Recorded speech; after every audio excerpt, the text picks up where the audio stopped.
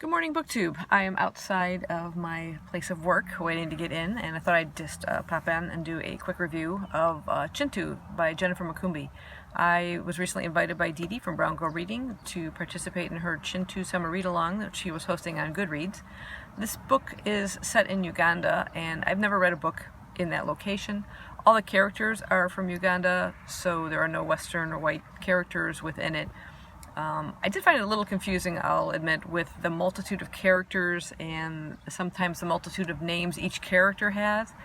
I think I read on one of the reviews on Goodreads that there was like a family tree posted in the physical copy of the book. I read this on an ebook, and I did not come across one, so you really had to pay attention and kind of backtrack and reread some parts just to kind of remember who was who and how they were related, and it would have been probably beneficial of me to take notes as I went along, but I didn't. And I think a second reread of this at some time would be beneficial too, to really get more out of it. But it was still a very intriguing and interesting read. I was fascinated by the storyline, which is a multi-generational story.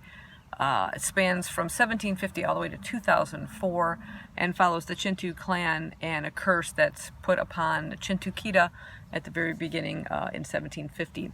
It actually opens with a prologue focused on a very violent death at the hands of a mob on an innocent person who is approached by the police, and he wants to be brought in for questioning.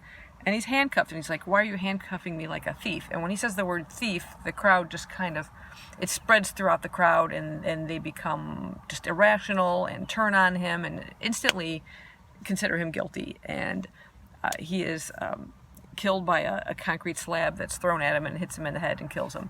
This death kind of carries throughout the entire book. The book is, or the novel I should say, is divided into 6 books. And at the beginning of each of those books, the death is mentioned in terms of what's happening to the body, the preparations of the body, until it kind of culminates at the very end when you come to learn more about who that person was. And the way the first book starts out is focused on Kintu. He's a governor of a province in Buganda before it's colonized and changes its name to Uganda. And he is on a journey to meet the new king of Buganda, and he's traveling along with a big entourage, including an adoptive son. And during this journey, an accident kind of occurs while he's disciplining the son. He slaps him in the head, and the son just drops dead. They don't really explain, what caused it. Could have been, a thin plate or something on the temporal side of his brain or whatever. Who knows? But he's obviously devastated. But when he returns home, he doesn't talk about the death. He doesn't talk about the boy, where he is, what happened to him. And when the biological father, who actually lives in the area, he finds out about how his son died, he's furious and curses Kintu and all the generations of his family to come. And that curse you see reverberated through each of these generations in each successive book that follows within the novel. It focuses on a different member of his family and how that plays out. And the author does a wonderful job of rounding out all these characters, and they're very intriguing stories. They're very sad stories at times, devastating, traumatic. Sometimes you'll find yourself not liking the characters as well, and then as she takes you back through their past, to their childhood and their upbringing, you're kind of forced to reevaluate your thoughts on that person, because you see of the maybe the neglect and violence that they kind of encountered, and you're made to kind of feel differently towards those people. It isn't all doom and gloom within the book. There are moments of humor within the first book with Kintu.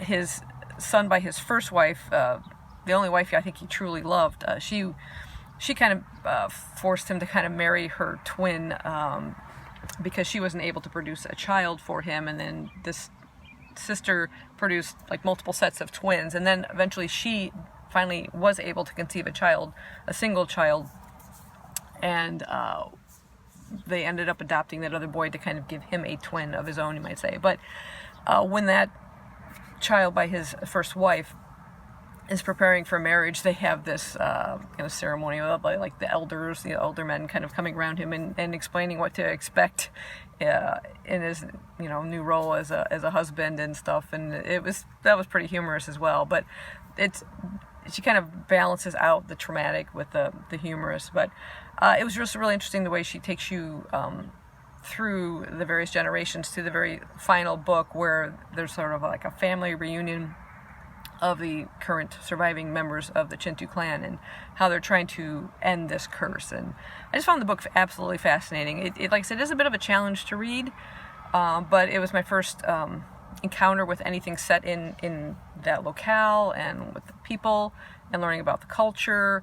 There's with their the religious beliefs, and there's some that had turned to Christianity and the conflicts between them, and I found it absolutely fascinating. So I highly recommend giving it a read, checking it out.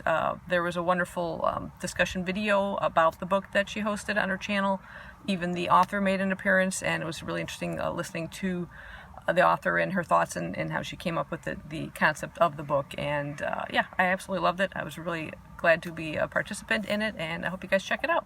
Thanks for watching. Bye-bye.